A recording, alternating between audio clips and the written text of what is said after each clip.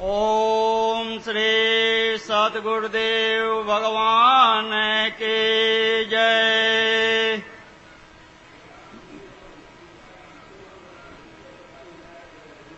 यह गुरु पूर्णिमा का पावन पर्व प्रायः हर साल होता है। यह बहुत पुराना है। संत महात्माओं के द्वारा चलाया हुआ यह वेद व्यास जी के समय से यह पर्व चलता चला आ रहा है। उसी के उपलक्ष्य में यहाँ पर सत्संग का आयोजन, भंडारे का आयोजन, ये जितना भीड़ है ये सब लोग सिर्फ भंडारा और घूमने के लिए नहीं, जब यहाँ आए, इतने दूर से आए, खर्चा बर्चा करके आए, तो यहाँ से कुछ न कुछ प्राप्त करना चाहिए, कुछ लेकर के जाना चाहिए। संत महात्मा भजन चिंतन संयम किए, जो अपने गुरु महाराज से प्राप्त किए, उन्होंने क्या किया, क्या बताया, कैसे हमें रहना चाहिए, हमें क्या करना चाहिए, इन सब बातों को सीखना चाहिए, उसको ग्रहण करना चाहिए।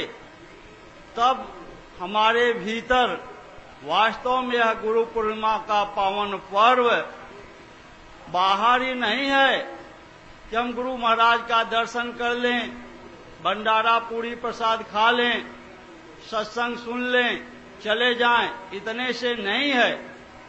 सत्संग सुन करके आप उसको अपने आचरण में डालने का प्रयास करेंगे तो धीरे धीरे गुरु महाराज का स्वरूप जैसे जैसे आप पकड़ेंगे तो आपके भीतर गुरु पूर्णिमा का पावन पर्व मनाया जाना शुरू हो जाएगा।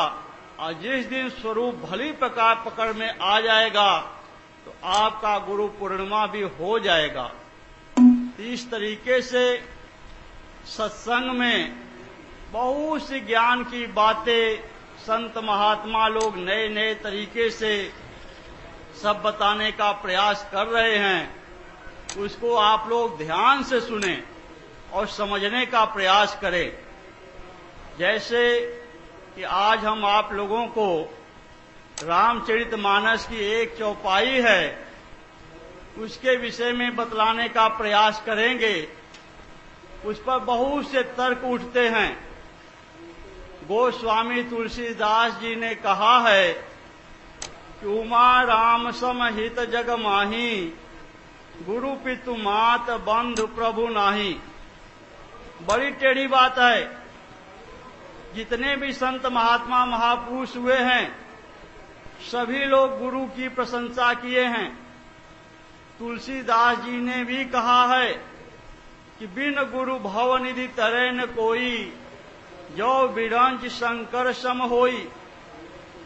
ब्रह्मा और शंकर के समान प्रतिभाशाली क्यों न हो, यदि सद्गुरु नहीं है तो भव पार नहीं हो सकता। वही तुलसीदास जी कहते हैं कि नहीं भाई, इतने से काम नहीं चलेगा, सिर्फ गुरु कर लेने से। उन्होंने कहा कि उमा राम समहित जगमाही, राम के समान हितैषी कोई नहीं है। किसको किसको काट दिया, पहले गुरु को ही रगड़ दिया कि गुरु भी राम के समान हितैषी नहीं है। अब ये राम कौन सी सत्ता है जो गुरु से भी महान है। माता पिता बंधु, फिर वो पार ब्रह्म परमेश्वर जो प्रभु है उसको भी काट दिया कि वो भी राम के समान नहीं है। ये राम कौन सी सत्ता है जो गुरु से भी महान है, परम पिता परमात्मा से भी महान है। ये क्या है, इसके विषय में थोड़ा विचार करें। जबकि संत महात्मा लोग कहते हैं कि राम कृष्ण से को बड़ा, तिनहु तो गुरु कीन, तीन लोक के वेधनी, गुरु आज्ञा आधीन। तीन लोक के धनी थे। हमारे 24 अवतार में सर्वश्रेष्ठ अवतार राम और कृष्ण का ही माना जाता है। ये बहुत प्रतिभाशाली थे, लेकिन ये भी बिना गुरु के कृपा से कुछ नहीं कर पाए। भगवान राम जब रावण पर विजय प्राप्त करके लंका पर विजय प्राप्त करके अयोध्या में आए, तो माता कौशल्या ने बड़ी सरलता से, बड़े कोमल भाव से उन्होंने कहा कि अति सुकुमार जुगुल मेरे बारे, कवन भांति लंकापति मारे। लंकापति रावण जो तीनों लोकों में त्राहि त्राहि मचा रहा था, देवता लोग उसके आते का नाम सुनकर कि रावण आवत आ रहा है, रावण आवत सुने सकोहा, देवन तक्यो मेरु गिर खोहा। देवता सब भाग जाते थे अपना घर मकान दुकान छोड़ करके, जाकर गुफाओं में कंदराओं में छिप जाते थे। इतना महान योद्धा रावण, उसको सुकोमल बालक मेरा राम कैसे मार डाला। भगवान राम देखो कितनी सरलता से उत्तर दे रहे हैं कि गुरु वशिष्ठ कुल पूज्य हमारे, अतिनके कृपा धनुज रन मारे। देखो सदगुरु जो वशिष्ठ थे उनकी प्रधानता दिया, बिना उनके वे कुछ नहीं कर पाए। लेकिन तुलसीदास जी पता नहीं उस समय भांग खाए थे कि क्या था, करे राम के समान कोई नहीं है। इस पर समझने का विचार है, समझो राम किसे कहते हैं, गुरु किसे कहते हैं, इसको अलग अलग समझ लोगे तो समझ में आ जाएगा कि वास्तव में राम कौन सी सत्ता है और गुरु कौन सी सत्ता है। इसके लिए थोड़ा सा पहले हम कल भी गुरु का प्रसंग ही लिए थे, गुरु के विषय में बता करके फिर राम के विषय में बतला देंगे, शायद समझ में आ जाएगा। तो वास्तव में सदगुरु कौन है। सदगुरुओं की तो भीड़ लगी है। गुरु खड़ा बाजार में हमसे दीक्षा लेव, नरक जाए चाहे सरक जाओ हमें दक्षिणा देव। इतना भीड़ लगी है कि चैनलों पर इधर उधर गुरु लोग तो पता नहीं क्या, एक अभी कौन गुरु था जो कृपा बरसा रहा था, लोग पता नहीं कितने करोड़ उसके बैंक खाते में पैसा पहुंच जाता था। कितने महात्माओं की धज्जी बिगड़ती चली जा रही है। गुरुओं की तो भीड़ लगी है, वो मार्केट खोल करके बैठे हैं और सब लोग गुरु बनाने दौड़ रहे हैं। वास्तव में सदगुरु कौन सा ऐसा गुरु है जिसे हम प्राप्त करें, हमें राम का रामत्व तो मिल जाएगा। जब तक सदगुरु नहीं मिलेंगे तब तक राम हमारे लिए कुछ भी नहीं है। राम सर्वत्र है, कण कण में व्याप्त है, जर्रे जर्रे में है, हमारे शरीर में रोम रोम में उसका निवास है। लेकिन यदि सदगुरु नहीं है तो हमारे वह किसी काम का नहीं है। हाथ पांव नाक कान गला त्वचा जो है ना, इससे बहुत नजदीक है वह परमात्मा, लेकिन बिना सदगुरु के वह समझ में नहीं आएगा। इसलिए सदगुरु उसे कहते हैं जो सत्य का गुरुत्व प्राप्त कर ले। सत्य एकमात्र परमात्मा है, उस परमात्मा को भली प्रकार जो प्राप्त कर ले, उसके गहराई में क्या क्या है उसको ग्रहण कर ले, प्राप्त कर ले। उसके साथ गुरु का जो स्वरूप महात्माओं ने बताया, महापुरुषों ने बताया, वास्तव में सदगुरु किसे कहते हैं। पूज्य परमहंस महाराज संक्षेप में बता दिया कि ब्रह्मवेत्ता वक्ता सुरति, गुरु के लक्षण जान, इच्छा राखे मोक्ष की, ताहि शिष्य पहचान।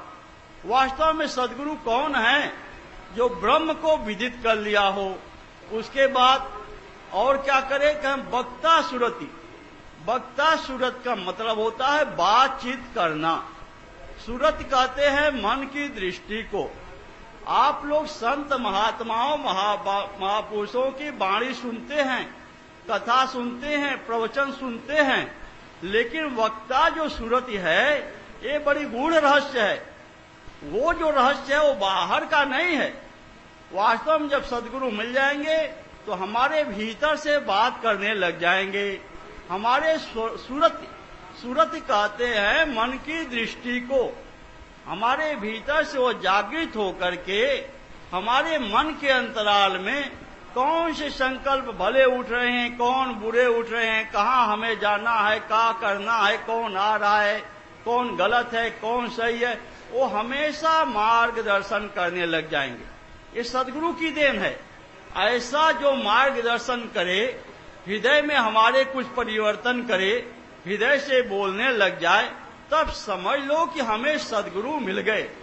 और जब तक हृदय से बोलने की क्षमता वाले संत नहीं हैं, तो संत महात्मा भजन, चिंतन, संयम, तपस्या तो करते हैं, उनके भीतर विभूतियां आ जाती हैं। बहुत से रिद्धि सिद्धि वाले संत मिल जाते हैं, बहुत से तपस्वी संत हम लोगों को मिले हैं। और हम लोग सिर्फ यहाँ पर नहीं बैठे हैं, यही तो पूज्य गुरुदेव भगवान की बड़ी कृपा है कि हम लोग पूरे भारत में घूमे हैं। सब संत महात्माओं के लिए देखिए अच्छे से अच्छे तपस्वी संत मिले हैं, खूब कठोर तपस्या करने वाले। लेकिन जब हृदय की जागृति जो है, परमात्मा के बोलने वाली प्रक्रिया है, वो जब तक सदगुरु नहीं मिलेंगे तब तक नहीं मिलेगा। सदगुरु यदि मिल जाएंगे तो वह आत्मा हमसे बोलने लग जाएगा, और वह सदगृहस्थ आश्रम में रहते हुए भी, आप सब कुछ करते हुए सिर्फ श्रद्धा से डोर लगा लें तो आपके भीतर भी वह परिवर्तन हो जाएगा, अनुभव जागृत हो जाएगा। वह 4 प्रकार का होता है। परमात्मा की वाणी 4 प्रकार की होती है। अंग स्पंदन, स्वप्न सुरा, सुसुप्ति सुरा, सम सुरा, ये 4 प्रकार महात्माओं ने बताया है। उसके बाद अनेक प्रकार से भगवान सर्वत्र है, कहीं से भी बोल सकते हैं। यदि आपको सदगुरु मिल गए, उनके प्रति विश्वास हो गया, तो हमारे भीतर से भी जागृति हो गई, तो लाख विघ्न आवे, लाख नाना प्रकार के अवरोध आवे, फिर ऐसे सदगुरु को कभी नहीं छोड़ना चाहिए। यदि हमारे हृदय की जागृति नहीं है, तो कितनों बड़ा तपस्वी हों, कितनों रिद्धि सिद्धि दिखाने वाले हों, उनसे हट जाना चाहिए। क्योंकि जब तक आत्मा नहीं जागृत है, वह परमात्मा जब तक नहीं है, वो सदगुरु के द्वारा ही बोलेगा। उसको जो बोलने की तरीका है, उसको अनुभव कहते हैं। इसी को कल हम बता रहे थे कि गुरु ब्रह्मा, गुरु विष्णु, गुरु देव महेश्वर, गुरु साक्षात परब्रह्म, तस्मै श्री गुरुवे नमः। यह गुरु की कोरी कोरी प्रशंसा नहीं है कि गुरु की हम प्रशंसा, हमारे गुरुदेव ब्रह्मा विष्णु महेश ये है वो है, डिंग हाँक डालें, ऐसी बात नहीं है। वास्तव में जिस संत के भीतर इतनी योग्यता है, स्वयं वो ब्रह्मा हो, स्वयं वो विष्णु हो, स्वयं वो महेश्वर हो, स्वयं साक्षात परब्रह्म परमेश्वर हो, वही सदगुरु है। ऐसे ही सदगुरु के स्वरूप का ध्यान किया जाता है, और उसी के स्वरूप को पकड़ते पकड़ते ही हमारे गुरु पूर्णिमा पूर्ण होगी। ब्रह्मा का मतलब होता है उत्पत्ति करना, विष्णु का मतलब होता है पालन करना, शंकर का मतलब होता है संहार करना। ये 3 प्रशक्तियां हैं महापुरुष की। वास्तव में हमारे भीतर वह परमात्मा सर्वत्र है, हमारे हृदय में है, लेकिन प्रसुप्त है।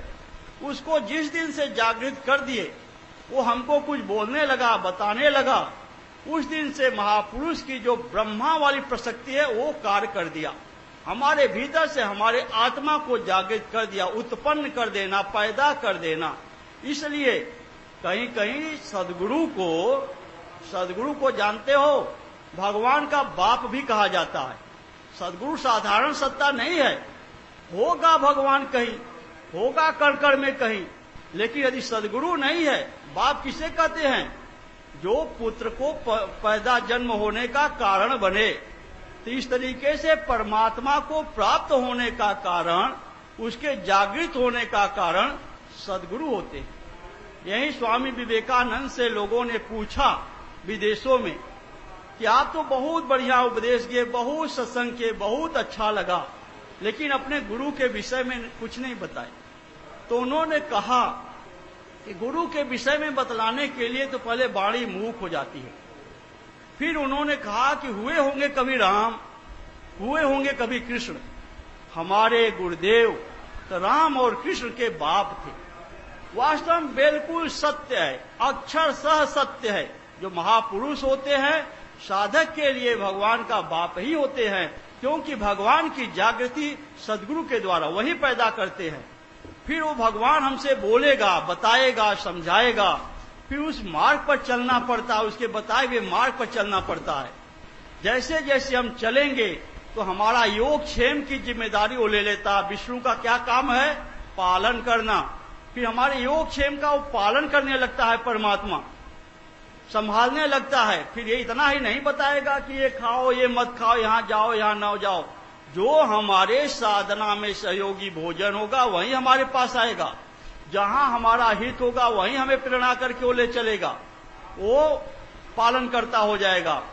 फिर हमारे भीतर जन्म और मृत्यु के कारण दो संस्कार हैं, जिसके कारण हम अनेक योनियों में भटकते रहते हैं। वो कौन से कारण है? पाप पुण्य, शुभ अशुभ, जिसको भगवान ने कहा दो भू सर्गे लोके अस्मिन देव आसुर एवच। हमारे अंतराल में दो प्रकार की धाराएं चलती है। एक देवताओं जैसा, कभी मन में होता है कि चलो संतों की सेवा करेंगे, पूजा करेंगे, गरीबों का मदद करेंगे, ये सब दैवी संपत्ति के अंतर्गत आ जाएगा। कभी होगा कि अरे यार उसको मारेंगे, उसको पीटेंगे, उसके द्वारा इसे छल से उसका ये कर लेंगे, ये सब आसुरी संपत्ति के अंतर्गत आ जाता है। इन्हीं दोनों संस्कारों के कारण हम भले बुरे योनियों में भटकते रहते हैं। तो सदगुरु के भीतर जो शंकर वाली प्रसक्ति है, शंकर का मतलब होता है संहार करना।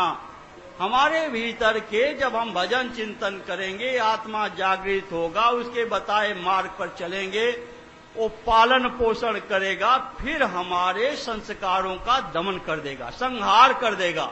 फिर वो क्या करेगा? पार ब्रह्म परमेश्वर में प्रतिष्ठित कर देगा। वास्तव में परमात्मा कोई अलग से सत्ता नहीं है। भगवान कृष्ण कहते हैं यत्रो उपरमते चित्तम निरुद्धम योग सेवया यत्र चैवात्मात्मानं पश्यन् आत्मनि तुष्यति। बहुत सुंदर श्लोक है, गीता अध्याय 6 का 20 श्लोक है। इसमें इतना सुंदर है कि पूरी की पूरी साधना, भजन, चिंतन, परिणाम सब भर दिया। उन्होंने कहा कि योग का अभ्यास करो, योग का अभ्यास करते करते चित्त का निरोध करो, और निरोध चित्त भी जब उपरामता को प्राप्त कर ले तो कि अपने आत्मा के द्वारा परमात्मा को देखोगे।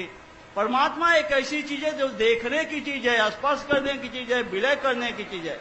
परमात्मा को देखोगे, उसके बताए हुए मार्ग पर चलोगे तो, और फिर क्या पाओगे? आत्मनि तुष्यति, अपने ही आत्मा में संतुष्ट हो जाओगे। तुम्हारे आत्मा में बहुत बड़ी शक्ति है।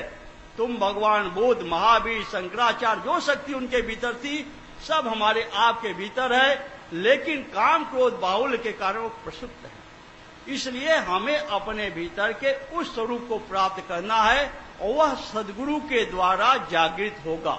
तो जिस संत के भीतर हमारे भीतर आत्मा की जागृत करने की क्षमता है, अनुभव को जागृत करने की क्षमता है, वही है सदगुरु। ऐसे ही महापुरुष के स्वरूप का ध्यान किया जाता है। अब राम किसे कहते हैं, इस पर थोड़ा सा विचार कर लें। राम के विषय में हम लोग जानते हैं कि अयोध्या एक नगरी है जहां पर भगवान राम जन्म लिए, विश्वामित्र के यज्ञ की रक्षा किए, सीता स्वयंवर में धनुष को तोड़ करके सीता प्राप्त करे, वनवास हुआ, सीता हरण हुआ, लंका पर विजय प्राप्त किए, अयोध्या का राज 11,000 वर्ष तक करके संपूर्ण अवधवासियों के साथ सरजू में समाहित होकर अपने धाम चले गए। ये एक कथानक है। ये अनेक प्रकार से महापुरुष होते चले आए हैं, लेकिन ये जो रामचरितमानस है हमारे आपके अंतःकरण का मानस है। देखो, राम के विषय में अनेक प्रकार की धारणाएं हैं। कोई कहता राम एक है, कोई कहता अनेक है, कोई कुछ कहता है। कोई कहता है कि एक राम दशरथ कर बेटा, एक राम घट घट में लेटा, एक राम कर सकल प्रसारा, एक राम सब जग से न्यारा। कोई कहा देखो भाई 4 राम हैं, तो कोई ने कहा नहीं, परमात्मा एक ऐसी सत्ता जो 1 से 2 नहीं हो सकती। फिर किसी ने कहा नहीं भाई, नाना भांति राम अवतारा, रामायण सतकोटि अपारा। राम तो नाना प्रकार के हैं, अपार होते हैं। राम अमृत गुण सागर, था कि पावै कोई, संतन सन जस कुछ सुनो। तुम्हें सुनाओ सो। वो अमित गुण सागर का है, पता नहीं क्या है, वो कितना है। वास्तव में वो राम क्या है, राम किसे कहते हैं? वह राम वास्तव में कण में वो व्याप्त है। वही राम जो सब जगह व्याप्त है, घट घट में लेटा हुआ है, वही राम दशरथ का बेटा हो जाता है। वास्तव में महापुरुष मिल जाते हैं तो साधन भजन बताते, राम की उत्पत्ति कैसे होती है। दशरथ अधीर हो गए, वशिष्ठ के पास गए, वशिष्ठ ने श्रृंगी ऋषि को बुलवाया, पुत्रेष्टि यज्ञ करवाया, भगत सहित मुनि आहुति दीने, प्रगटे अग्नि चरूकर लीने, फिर उसके द्वारा राम प्रकट होते हैं। तो जब महापुरुष मिल जाते हैं तो श्रृंगी ऋषि का मतलब होता है श्वास पे श्वास का भजन। हर महापुरुष ने श्वास के भजन पर बल दिया है। कबीर हो, भगवान कृष्ण हो, बुद्ध हो, या जितने महापुरुष हैं, श्वासा सुमरे घड़ी विचारे सूरज शब्द पर रखे। तो श्रृंगी ऋषि का हम संक्षेप में कह रहे हैं इसलिए कि समय बहुत कम है। ये तो घंटों का प्रसंग है, एक एक घंटे का, दो दो घंटे का एक एक प्रसंग है, समझाएं तो वास्तव में श्वास पे श्वास का चिंतन जो है यही श्रृंगी ऋषि का यज्ञ है। इसको जब हम यज्ञ करेंगे तो हृदय की निर्मलता ही हबी है। तो निर्मल मन जन सो मोहि पावा, मोहि कपट छल छेदन भावा। उस निर्मल मन में परम प्रभु परमात्मा का आविर्भाव हो जाता है तो राम पैदा होते हैं। भक्ति के द्वारा अनुभव जागृत हो जाता है, कर्म के द्वारा भाव, सुमति के द्वारा विवेक और सत्संग, चारों ईश्वरीय अनुभूतियां जागृत हो जाती हैं। जब ज्ञान रूपी वशिष्ठ जो इष्ट को वश में कर लिए हों ऐसे महापुरुष मिल जाएं, उनके बताए हुए मार्ग पर हम चल दें तो हमारे भीतर वह ईश्वरीय अनुभूति जागृत हो जाएगी। उसको कहते हैं राम।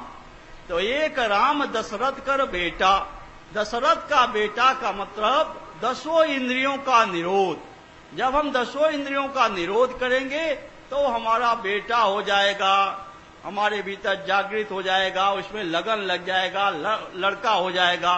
कौन? एक राम घट घट में लेटा। जो सबके भीतर लेटा हुआ राम है वही जागृत होकर के हमारा बेटा हो जाएगा। और बेटा होकर के फिर क्या करेगा? एक राम कर सकल पसारा। वो नाना प्रकार का पसार बताने लग जाएगा, जगत का विस्तार बताने लग जाएगा। तुम्हारे भीतर ये कमी है, ये संस्कार आ रहे हैं, इधर जाना है, उधर जाना है, सारा पट प्रसार हमारे संस्कारों के जो रील है वो सब वो बताने लग जाएगा, समझाने लग जाएगा। फिर उसकी क्या विभूति होगी कि एक राम सब जग से न्यारा। वही राम, देखो सब में पॉइंट पकड़ोगे तो एक ही राम है। राम एक है और उसकी चार अवस्थाएं हैं। पहले वह सोया हुआ है, सबके घट में लेटा हुआ है, वहीं सदगुरु मिल जाएंगे वशिष्ठ, दसों इंद्रियों का हम निरोध करेंगे तो हमारे भीतर जागृत हो जाएगा। जागृत हो जा करके बेटा हो जाएगा। अब बेटा बन करके अपना लीला दिखाने लग जाएगा, समझाने बुझाने लग जाएगा। और फिर सब जग से न्यारा, सबसे उपराम कर देगा, सबसे महान सत्ता है वहां तक पहुंचा देगा जहां प्रकृति विलय हो जाएगी। यह प्रकृति ही तो संसार है, यह मिट जाएगी, इससे उपराम कर देगा। उसको कहते हैं अनुभव रूपी राम। रमनते योगिना यस्मिन स राम है। योगी लोग जिसमें रमण करते हैं उसका नाम है राम। तो योगी लोग किसमें रमण करते हैं? राम ब्रह्म परमारथ रूपा, अविगत अलख अनादि अनूपा। उस राम को ब्रह्म कहा गया है, परमारथ का रूप स्वरूप कहा गया है। राम ब्रह्म चिन्मय अविनाशी, सर्वरहित सब उर्पुरवासी। वह ब्रह्म है, चिन्मय है, अविनाशी है, सबके हृदय में रहने वाला है। तो वह ब्रह्म कैसे प्राप्त किया जाता है? तो यद्यप ब्रह्म अखंड अनंता, अनुभव गम में भजहि जय संता। वह ब्रह्म अखंड है, अनंत है, लेकिन उसको अनुभव के द्वारा प्राप्त किया जाता है। जो सदगुरु के द्वारा हमारे हृदय में जो जागृति है उसको अनुभव कहते हैं, उसको राम कहते हैं। वो जो राम है परमात्मा की वाणी है। लोग कहते हैं कि भजन करो, भजन करो, भगवान मिलेंगे, भगवान मिलेंगे, लेकिन पूज्य गुरुदेव भगवान का उद्घोष है, उनका कहना है कि श्रद्धा के साथ लग जाओ। पूज्य परमहंस महाराज जी भी यही कहते थे, हो 2-2 पैसा में वेद बिकत है, वेदांत बिकत है। लोग पढ़ते हैं, लिखतो जात हैं, लेकिन वह साधन ही एक ऐसी वस्तु है जो न लिखने में आती है न पढ़ने में आती है। वह तो महापुरुष के द्वारा हृदय में जागृत कर दी जाती है। तो यही हृदय की जो जागृति है वह राम है। इस सदगुरु के स्वरूप को पकड़ोगे तो आपके भीतर वह ईश्वरीय अनुभूति जागृत हो जाएगी, वह है राम। तो उस राम मतलब अनुभव रूपी राम। तो यद्यप ब्रह्म अखंड अनंता अनुभव गम्य भजें जय संता, वह अनुभव गम्य है, अनुभव के द्वारा वहां तक पहुंचा जाता है। और अनुभव है क्या? अनुभव गुरु की बात है। हृदय बसे दिन रात, पलक पलक हर श्वास में विपुल भेद दर्शा। वह जो राम की जागृति वो है क्या?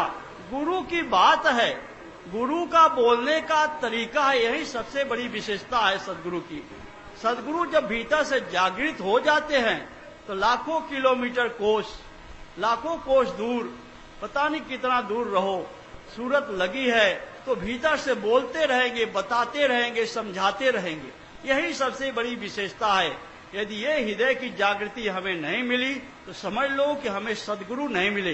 भले हमें अच्छे सिद्ध महात्मा मिल गए, तपस्वी मिल गए, अच्छे लोग मिल गए, बहुत वैसे संत मिल गए जिनके द्वारा हमारे बहुत से काम भी हो सकते हैं, लड़का भी पैदा हो गया, दुकान भी चल सकता है, नौकरी भी लग सकती है, लेकिन अनुभव की जागृति जो है यह सदगुरु के द्वारा होती है। जब वह जागृति हो जाती है तो भगवान कहते क्या हैं? मुझे पूछ करके लोग स्वर्ग तक की कामना करते हैं, मैं उसे विशाल स्वर्ग लोक देता हूँ, लेकिन चिड़े पुणे मत लोकम विसंति, पूरे चीड़ हो जाने से वो फिर गिर पड़ता है। इसलिए यदि सदगुरु के शरण में जा करके उनके बताए हुए मार्ग पर चल करके 2-2.5 अक्षर का नाम जपो और हृदय में राम की जागृति को पाओ, वह अनुभव गुरु की बात है, सदगुरु के द्वारा वो जागृत होता है। इसीलिए तो कहा गया है कि गुरु गोविंद तो एक हैं, दूजा यहूं आकार, आपा मेट जीवत मरे तो पायों करता। गुरु गोविंद एक हैं, ये नहीं कि गोविंद कोई अलग सत्ता, गुरु कोई अलग सत्ता। जब तक गुरु नहीं मिले हैं, सदगुरु नहीं मिले हैं, तब तक हम पता नहीं कितने भगवान की पूजा करते हैं, किसको भगवान मानते हैं, क्या करते हैं। जब हृदय की जागृति मिल गई, सदगुरु हमें मिल गए, जिस दिन से हृदय की जागृति हो गई उस दिन वही सदगुरु हमारे पार ब्रह्म परमेश्वर हैं, परमात्मा हैं, उन्हीं की पूजा करना चाहिए, उन्हीं के स्वरूप को पकड़ना चाहिए, उन्हीं के लौ में लगा करके देखो तो तुम्हारे घर में तुम्हारे हर काम को करते हुए तुमको कुछ न कुछ सपनों के माध्यम से, स्पंदनों के माध्यम से वो बताए रहेंगे। तो अनुभव गुरु की बात है। हृदय बसे दिन रात, हृदय में बसे रहती है, पलक पलक हर श्वास में। हर श्वास में देखो बोल दिए कि हर समय वो मन की दृष्टि में बोलते रहते हैं।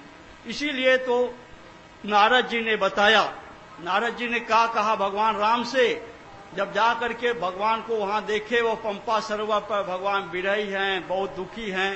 हर तरीके से समझने बूझने के बाद कहानी तो बहुत लंबी है, लेकिन उन्होंने एक प्रश्न, उनसे एक वरदान मांगा।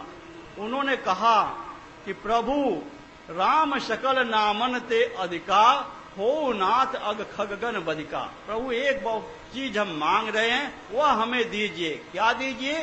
कि राम सकल नामन ते अधिका, हो नाथ अग खगगन बदिका।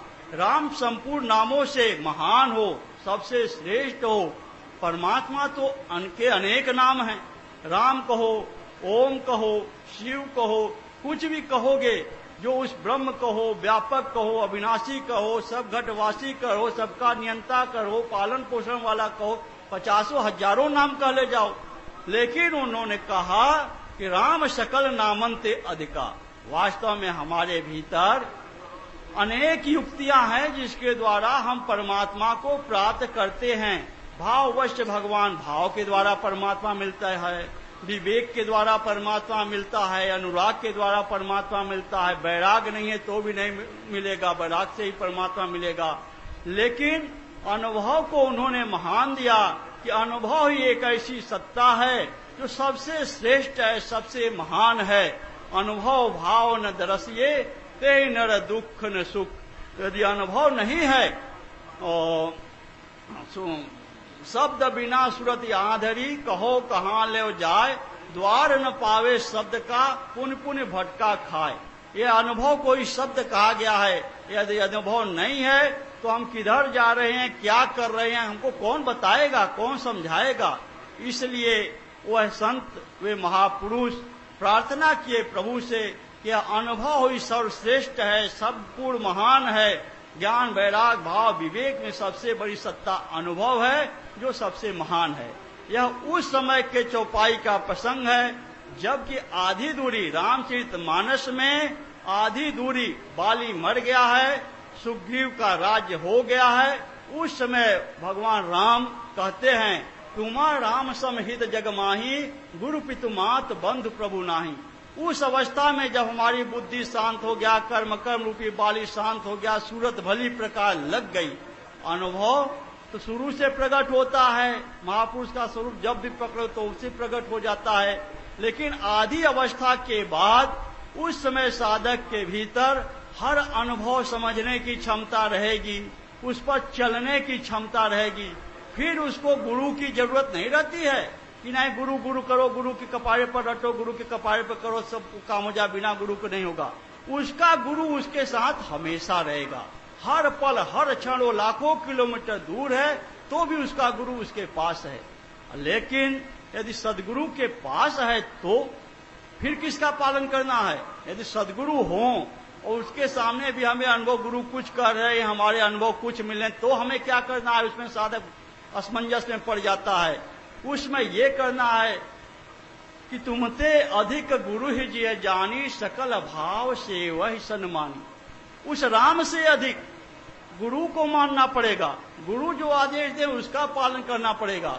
लेकिन गुरु से यदि अलग हैं, आप कहीं दूर हैं, सूरत लगा हुआ, आदि अवस्था पार कर ले गए हैं, उस समय आपके पास वह गुरु राम के रूप में ही आपके आगे पीछे हर श्वास में बताएगा, हर संकल्प पर बताएगा और परमात्मा पर्यंत दूरी तय कराएगा। तो उस अवस्था में जाने के बाद फिर बाहरी आदेश वहां से दूर है साधक को, क्या गुरु कुछ हमारे भीतर हो रहा है, जा रहा है, फिर गुरु से कौन पूछने आए, कौन करे? उस अवस्था में वह राम, वह अनुभव उसका गुरु से भी महान है। यहाँ तक कि पार ब्रह्म परमेश्वर वह प्रभु से भी महान है। जो परमात्मा है वो सर्वत्र है, कण कण में वो व्याप्त है, लेकिन हमारे किस काम का? लेकिन सदगुरु के द्वारा जब हमारे भीतर वह अनुभव जागृत हो गया तो हम कितनों किलोमीटर दूर हैं, लेकिन परमात्मा हमारे पास है। और यह जागृति आप भारत में नहीं, पूरे विश्व में खोज लाए, मिलना मुश्किल है। हम लोग सब जगह घूमे हैं, ऐसे महापुरुष धरती पर नहीं हैं जिनका दर्शन आप लोग इस समय कर रहे हैं। ऐसे महापुरुष बड़े भाग्य से कभी कभी होते हैं, महापुरुष हमेशा होते हैं। महापुरुष से धरती नहीं खाली रहती है, अनेक स्तरों के महापुरुष होते हैं। लेकिन आप लोगों को जो वर्तमान में महापुरुष हैं, मिले हैं, जिनके दर्शन करने के लिए आप लोग सब कुछ त्याग करके आए हैं, वास्तव में आप सभी लोग महान हैं, बहुत बड़े भाग्यशाली हैं जो ऐसे महापुरुष का दर्शन कर रहे हैं कि जिनके स्वरूप को थोड़ा भी पकड़ो श्रद्धा के साथ तो आपके भीतर से जागृत होकर के आपका मार्गदर्शन करने लग जाएंगे। इसलिए जितना हो सके एक परमात्मा में विश्वास करो, सदगुरु के स्वरूप को हृदय में पकड़ने का प्रयास करो और आपके भीतर वह आत्मा जागृत हो जाएगी, जिसके द्वारा परमात्मा पर्यंत दूरी आप तय कर लेंगे। जितना हो सके नाम जपने का खूब अभ्यास करो।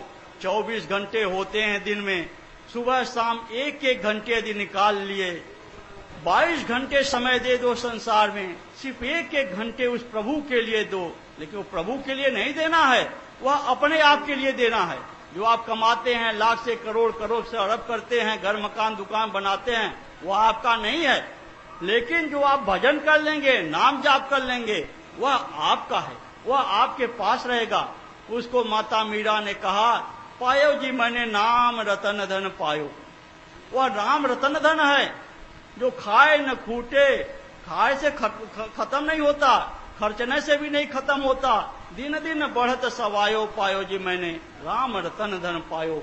वह रतन धन है, उसको अपने भीतर अर्जित करो। आप अपने लिए, अपने कल्याण के लिए 2 घंटा का भजन यदि सुबह शाम करेंगे तो धीरे धीरे आप परमात्मा के मार्ग में बढ़ेंगे, अपने स्वरूप तक की दूरी तय कर लेंगे। इसलिए जितना हो सके नाम जाप करो, और ऐसे महापुरुष मिल गए, इनके प्रति श्रद्धा हो गई तो ठीक है, नहीं तो ऐसे महापुरुष के लिए बस इतना है कि एक परमात्मा में विश्वास करके उसका नाम जपो, उसी से प्रार्थना करो कि प्रभु आप सर्वत्र हैं, कण में व्याप्त हैं। जिस महापुरुष के भीतर प्रत्यक्ष रूप से विराज है, ऐसे महापुरुष का दर्शन कराएं, क्योंकि जब तक सद्गुरु नहीं मिलेंगे तब तक योग की कुंजी नहीं मिलेगी। इसी को कबीर ने कहा कि मैं भी भागा जाय रहा लोक वेद के साथ, आगे ते सद्गुरु मिला दीपक दीने हाथ, दीपक दीने हाथ में वस्तु दिया लखाए, कोट जन्म का पंथ था पल में पहुंचाए। करोड़ों जन्म का जो पंथ था वो सद्गुरु के मिलते आप पल में पा जाएंगे। तो परमात्मा से प्रार्थना करें, प्रभु हमें सद्गुरु खोज करके दें। क्यों कि संत विशुद्ध मिले परते ही, चितमय राम कृपा कर दे। प्रभु की कृपा मिल जाएगी तभी विशुद्ध संत मिलेंगी। उनके कृपा कैसे होगा? मन क्रम वचन छाण चतुराई, भजत कृपा कर है रघुराई। भजन आपको करना पड़ेगा, छल कपट का त्याग करके उस परम प्रभु परमात्मा का भजन करेंगे तो निश्चय संत मिलेंगे, सद्गुरु मिलेंगे, हृदय की जागृति मिलेगी, जिसके द्वारा आप अपने स्वरूप तक की दूरी तय कर सकते हैं। हमारा समय लगभग समाप्त।